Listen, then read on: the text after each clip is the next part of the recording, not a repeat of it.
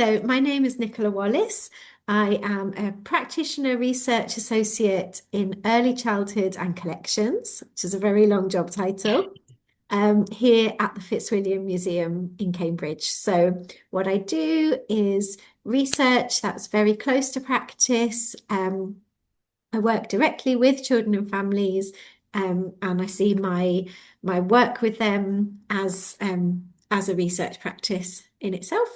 And the lovely place where I work in the Fitzwilliam Museum is the Fine Art and Antiquities Collection for Cambridge University in the UK.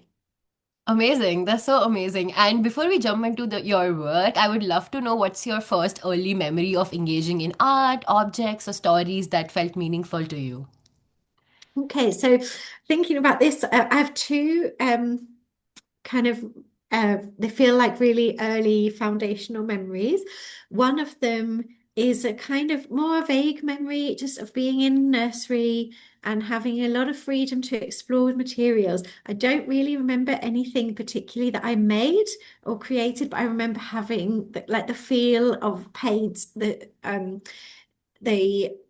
feeling of standing in front of an easel, how that feels, the brush on the paper, the smell of the paint, those kind of really sensory, very early memories. And then a memory not from when I was a young child, but from when I was a young teacher. So I was a class teacher working with kind of 7 and 8 year olds, and we visited an Anglo-Saxon heritage centre. There were a lot of reconstructed Anglo-Saxon style buildings, and there was a small museum and a little exhibition of some of the archaeology that had been found at the site. And one of the children came running to me and said, "Oh, come and look at this, Mrs. Wallace, you have to see it." And I thought, I was a little bit intrigued. I wasn't sure what it was she'd found because it wasn't like there was something really huge and impressive. And she said, "Look at this." And it was a little kind of curved piece of metal. And she said, "Do you know what that is?" And I had to admit, I did not know what it was. And she said, "It's an Anglo-Saxon bucket." And it was a piece of metal that had been holding, presumably a wooden bucket together. And she said, "An Anglo-Saxon has touched that bucket." And she was so excited about this really unexciting looking object. And that made me really think, yeah, it's objects that tell the story. That was a really powerful moment. And I thought, okay, if from something as simple as that, we can have all this engagement. Imagine a whole museum. And that was really what got me excited about the idea of museum education. I really remembered that enthusiasm coming from that child. I love that. And I love that so much of inspiration I feel as teachers come from children. And I think like how you kind of picked all the energy and enthusiasm and the motivation of like learning about objects from like that experience is like so powerful for me to hear, even if it's like a small thing, but it matters so much. Yeah, And I I would think love to know like how do you feel like the arts specifically like are supporting that today, especially in like early childhood and also like families and children, like when you see in your museums or just elsewhere too. yeah, so I think what's really special about art is that it can take you beyond your own immediate world into the world of other people, other people's imagination, your own imagination.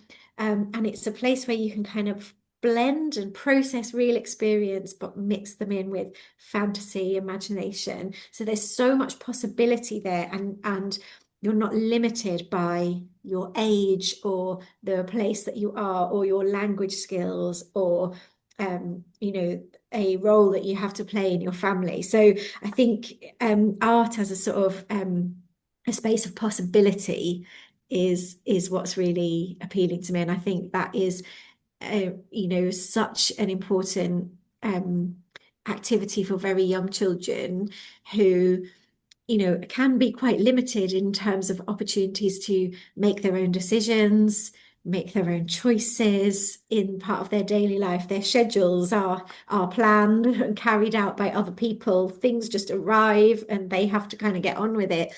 But in art, they can make a space that's, uniquely theirs, and they can communicate with us something about themselves as well. So I think it's really important for all age people to have access to art, whether that's engaging through making or through connecting with art in some way. But I think for young children, it's really vital. Yeah.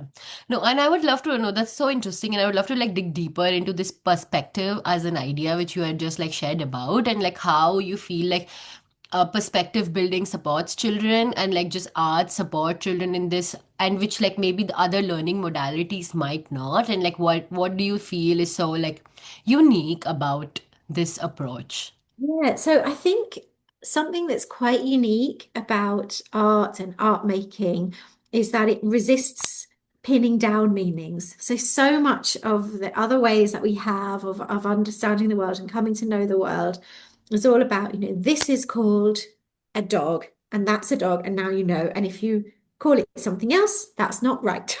And once you've learned that that's a dog, you can apply that knowledge later on. And it's all about kind of pinning things down.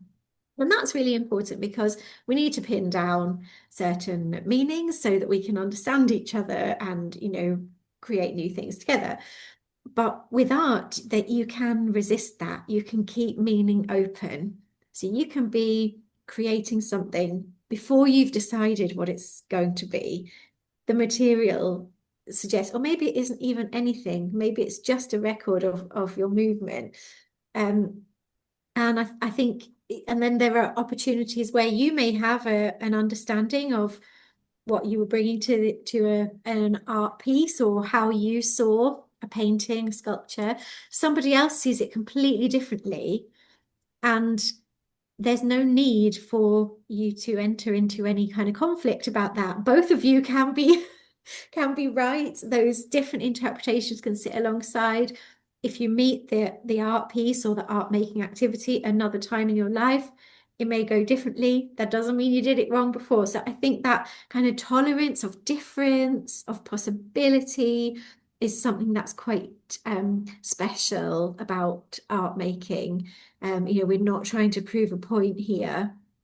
We're trying to explore and keep things open. And I think that's really it can sometimes it takes a little bit of getting used to, especially for people who quite like the idea of pinning down the right answer and they want to get to it. But I think it can really build people's confidence in thinking, this is possible for me because this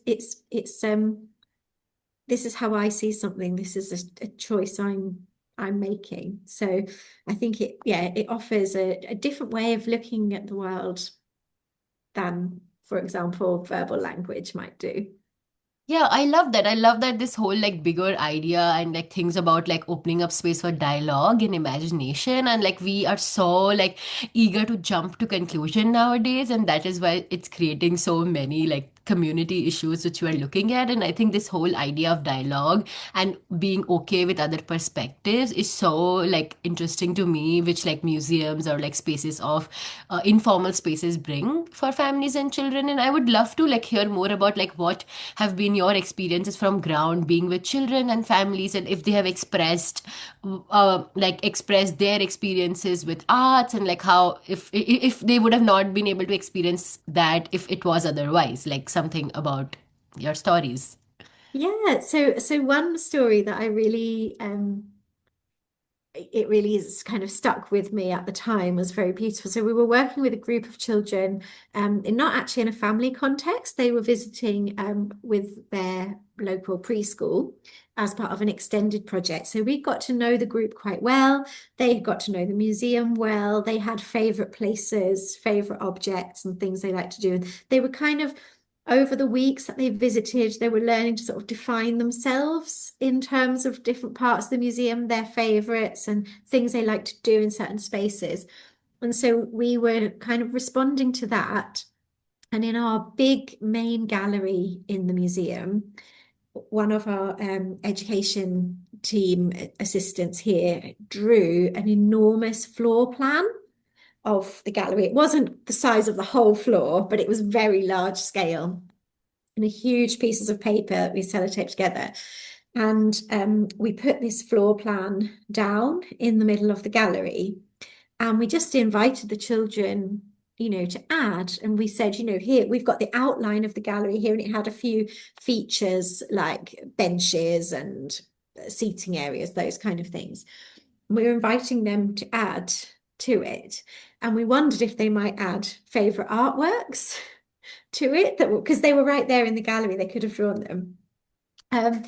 But of course, children surprised us and did it their own way. That some children were drawing dinosaurs. So our museum is an art museum. It doesn't have any dinosaurs in it at all, but they were connecting in their heads, if it's a museum, there must be dinosaurs there. And they were, saying, oh, well, if this dinosaur's here, we need to put a new bench so that visitors can sit in front of it. A group kind of really took the dinosaur theme. And the way they were drawing was really interesting. So it was a large enough piece of paper they could lay on the floor and make huge movements with their whole arms rather than just small movements if they wanted to. They were kind of spinning around, really inhabiting this map and living what they were imagining. And one child, and I have to say, I did not notice her at first because so often our attention is with the big movements and the children who are making themselves very visible. But I did spot this child had just one pencil crayon, and there was like a staircase as part of the floor plan, and she was putting tiny dots onto the staircase that were her footsteps. And she was mapping her route into the gallery and how she'd climbed the stairs. And so she was saying, I'm here. And I thought it was so beautiful because that can so easily happen in a busy environment that we notice the large things, the loud things that are instantly grabbing our attention. But actually, she was there as well. She didn't need to be involved with all the frenetic activity, but it was still important for her making her mark. And I think that's something that's very beautiful about the museum, that there is enough space for everybody to be in their own way. And those tiny footprints, they're as important as the bigger pictures. So that was a really, really lovely moment. And I just thought it was so I think you could have, if you just arrived at the last minute, you could have looked at the scene and thought, oh, that child is very shy. She's reluctant to join in. But actually, she had a real confidence. She was being herself and expressing herself in a way that felt really comfortable. She didn't need to be like anybody else. And that's one of the, really beautiful things I think about the museum. We have got room for different ways people to be. That is so beautiful. And I think it also so beautiful that you had the eye to kind of notice that and observe that moment. And like, also, I often feel like this also makes me think about like how, like thinking about development and like child development specifically. There are so many questions about like, oh, this child is able to express, not express, and we have our own kind of biases around that. And I think this kind of breaks that down for me when I hear you share about this story and like how every child is developing in their own ways and like they're interacting in their own ways. And I would love to hear more about like how do you see this connection of like development and just like executive functioning with these kind of experiences. Yes, so I think there is something, as I was kind of mentioning, about the opportunity to be yourself in the museum and to kind of leave some of those milestones and expectations behind, because a museum is different to a more formal learning environment like a classroom. And what we often notice with children, especially when we're speaking to educators, is that children are not following this linear pattern that we kind of have come to expect. They make enormous leaps and do something completely unexpected. Just because they're in a new context with new people and the expectations are entirely different. And equally, some children, I've certainly had parents and educators say, oh, I'm so surprised. This child knows a lot about this subject. And they didn't verbalize anything at all. And they feel like maybe they've taken a bit of a backward step or something's gone wrong. But I'm generally not worried about that, because I think actually we're not looking at their development on a, a day by day, we're not measuring it on a day by day basis. And actually, it doesn't mean a child doesn't have good knowledge. Here, they're in a new place, they're with new people. They need time to think. They need time to absorb the experience. And actually, if they're not speaking to me, it could be because they're actually very engaged with learning and absorbing everything. So I don't feel like children need to be right at the edge of their abilities in order for it to count. I think, there's development is a lot more complex than it sometimes appears when we try and map it all out. So I think it's just important that we give children as many opportunities as we can to show us what they know, to connect and learn more things, but without that kind of judgment attached to it. Yeah, that is so beautiful. And like this whole idea of judgment and like how it's not about keeping everybody on a scale all the time, but it is more about building experiences and they're just like thoughts about that. And I would love to hear because you were mentioning about like classroom and like how that is like a day-to-day experience and like that's how like teaching is a very different space. And then we have museum experiences. And like I would love to Yes. know more because a lot of people don't see like a value in just doing like a one-off experiences. And I would love to hear from you like what that adds up to a life of a child and their families both actually. Yes, I think so. So, and I do understand where people are coming from because a lot, most of the evidence that we have is based on kind of more extended forms of engagement. So that's sometimes seen as, that's the real pinnacle of getting children involved over a long period. But one-off experiences are not really one-off because they're integrated with the whole of the rest of your life. And so children kind of take on every experience. Montessori calls it, being having an absorbent mind. This is all going into the mix. So even a one-off experience of a short time can have a real impact, I think, because the museum will be offering something that the child is not getting in other places. I would, that's so beautiful that it's like it's your choice. It's like how it's like a choice-based space of learning and just thinking. And I would because I also read like how you have worked in the spaces of democracy and social justice too. And I would love to hear more about like how you f see fam like these spaces which are informal as spaces for people to come together from diverse places and bringing more like inclusion. And as you were saying, like how you try to reach to like different forms of like cultural families and like just how we bring this together in a space of museum, which might not happen in a formal schooling system.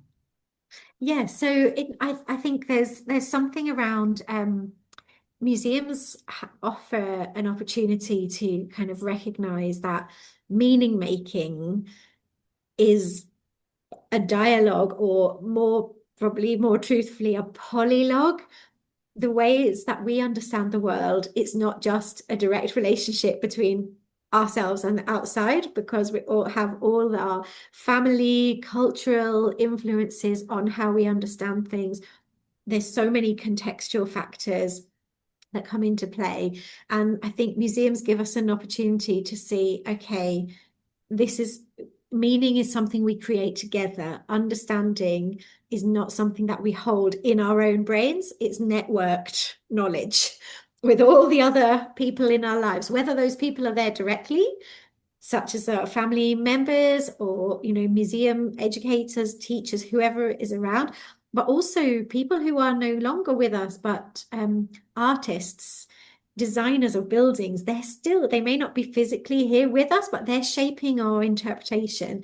And I think for me, that's what it means to be a citizen. It's that acknowledgement that, yes, I have something unique that I'm bringing, my perspective, my understanding, and that's valuable, but actually so is everybody else's perspective, and that has a value as well. And when we put it together, that's when we can do something really powerful. And I think museum collections remind us that um, things do not have to be as they are. They were different in the past. They're different in other parts of the world. They will be different again. And so I think that gives, in terms of kind of democratic thinking, it reminds us that change is possible. It's likely, it's inevitable. And we can be involved with that. So I think there's a real kind of hope around those ways of engaging democratically. Yeah, I love this idea when you shared about the evolving, like how all of us are evolving through like art or like humans or just people in general and like where we come from and like how that all comes together. And I'm curious to like learn more, like more about like how you've seen like families and children like communicate and like how that has kind of changed when they look come to museums, especially because when I had experiences being in museums, it's so like special when I see like one family model in a different way the communication, the other family is modeling a different communication, and then they kind of learn with each other and they find new solutions. And I feel that is so rich which a museum space provides, is this like co-learning collaborative space of people who might not otherwise know each other or would never come in contact with each other. Yeah, I've seen that happen too. And I think there's something really, again, I think it's linked with this idea of it being a free choice learning environment. So you can make your own decisions about how to do it. For some people, that makes them a bit nervous because it's a free choice. What if I choose the wrong thing? So they will look to others. But that's what we all do in a new situation. We all look to see what are they doing? Can I do a version of that? Um, and that's a way we can support each other. And it's very organic. And it's quite, again, it's different to certainly how in the UK and I imagine in the US, our education system is very individualized. So, although we talk about how we can learn collaboratively and the importance of that, the way we assess and monitor children is all about what can you do alone. So, being in a museum, this feels a lot more of a natural way of learning from each other. The way that we learn as babies and young children, we can continue that. Um, and I think there's something that I notice very often with families who are new to the museum. Um, I would say children, especially young children, they seem to have fewer issues around engaging with a new space. They look to their trusted adults. They look around the same way as they would because everywhere is new to them. So they are more at ease than sometimes the adults are. Um, and I've noticed that some adults have a tendency when they arrive in the museum to lean quite heavily on their children. And so you will hear them saying, can you find the horse? How many legs has it got? What color is it? Oh, what noise does a horse make? Do you remember when we saw a horse? And they kind of become engaged in this very one-sided conversation. The child very rarely answers any of those questions, but not because they're not interested. It's almost the opposite. They're interested in what they're looking at. They haven't got time to be answering these questions. And what I notice, generally speaking, is over the course of a visit, as the adults relax, they don't feel the need to ask those questions anymore. Often it comes from a place of they need to act out being a good and interested parent. Because, of course, in a museum, you're out in public, people are looking at you as well. So we see that happen at the start, but then gradually, as they realize, no, it's okay, you're doing a good job. You're just being a mom, dad, educator, whoever it is, just do your normal thing. You'll be fine. So I think, yeah, we definitely see those kind of um, some initial anxiety when it's a new experience, but very quickly it abates. And I think, as you're saying, seeing other families, other people engaging supports that. And I love the fact of museums being really intergenerational. That is so beautiful, and I would love for like us to like dig deeper into the research part because you share so much like rich thing about like parents and just like modeling and just like looking and thinking and like slow looking, like that is so key, and you Yes. don't have to talk about these things all the time, but it is more about thinking and just like this back end work which is happening, which is not getting noticed, but it is there. Like we know as like educators and as artists, we know that is happening, but obviously not everybody sees it. And I would love to hear like how your like research and like how you have been working on this and building assessments, and we would love to like hear more about that part. Yeah, so something that we've chosen to do that's been really successful in terms of building that kind of real depth of thinking is situating our families as co-researchers. So very upfront with them. This is a research project. You are part of the research. You have expertise in this space nobody else has.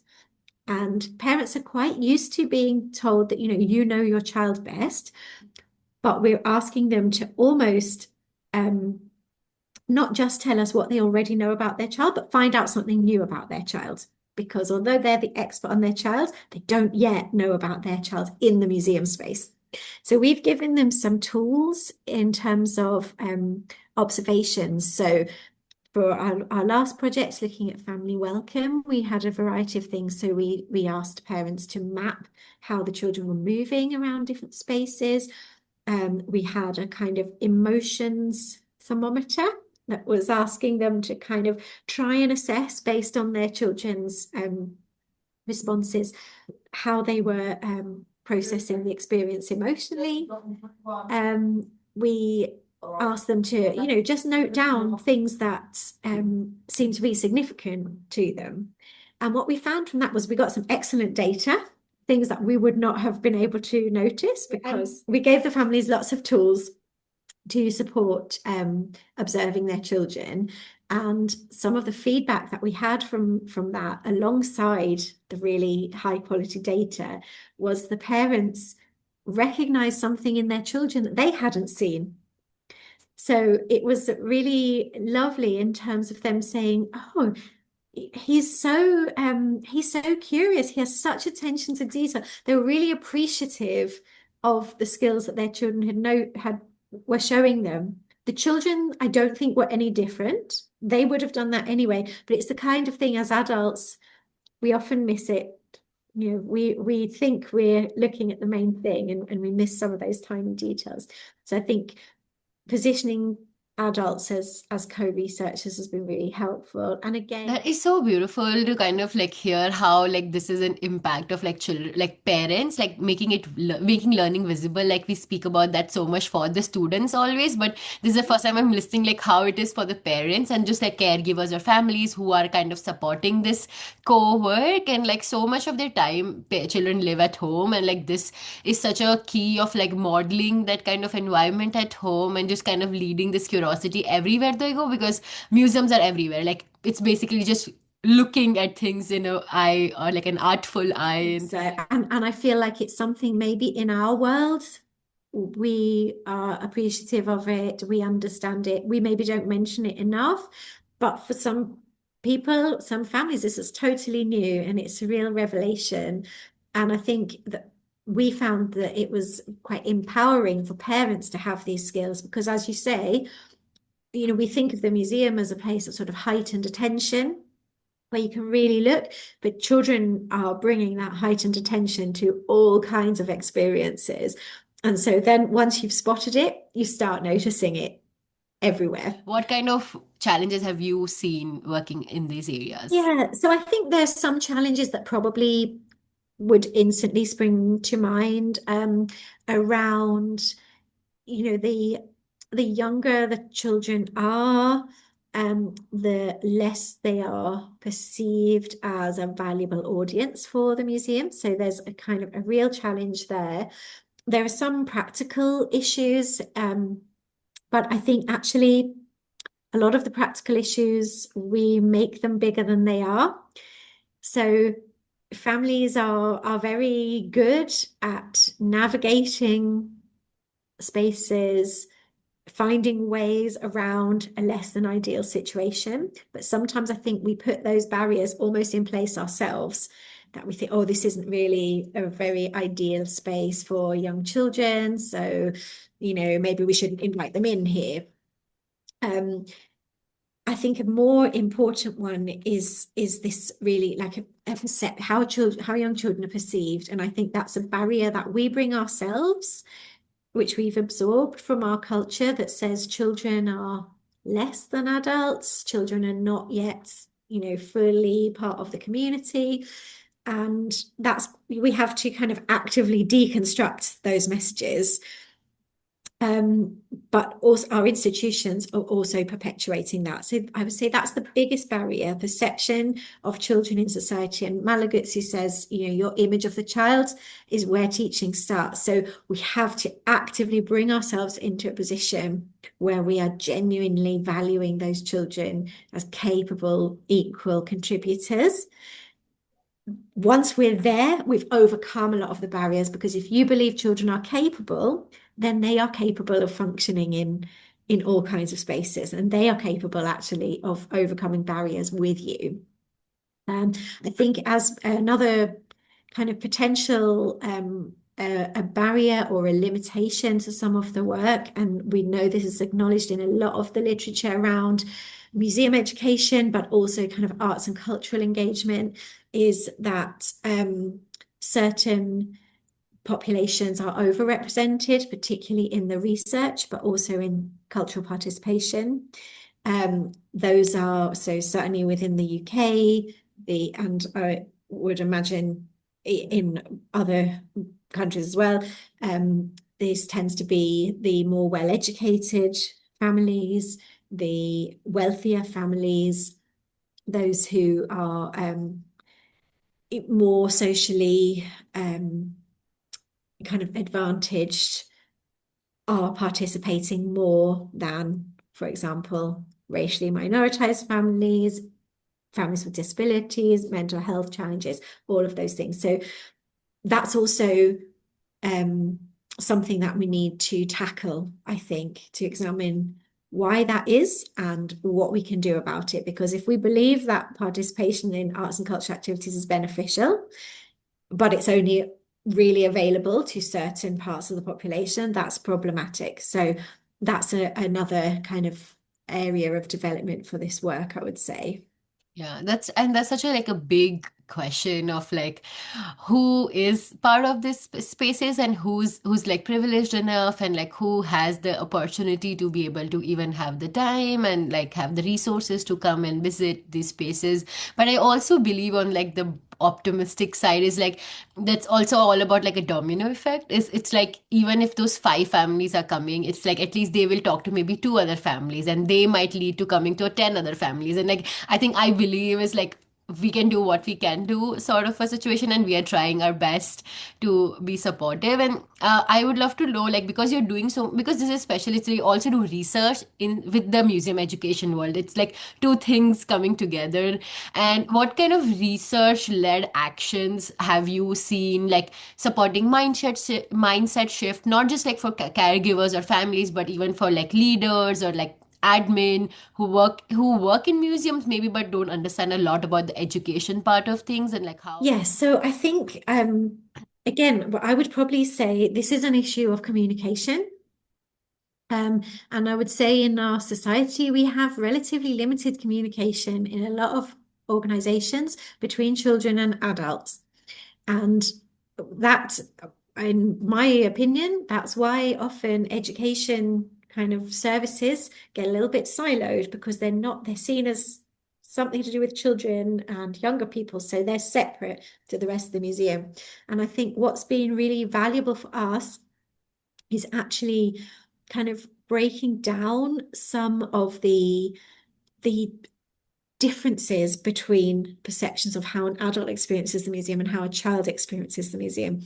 So we know people who work in museums, they love objects. And so when we can produce evidence to say, do you know what? So do children. They are like you. This is something you have in common. They are fascinated by them. They want to investigate. They're curious. They want to know more. This is just the same as you. So I think relating in terms of certainly engagement with objects has been a really powerful one for some other staff members who don't work directly in this area.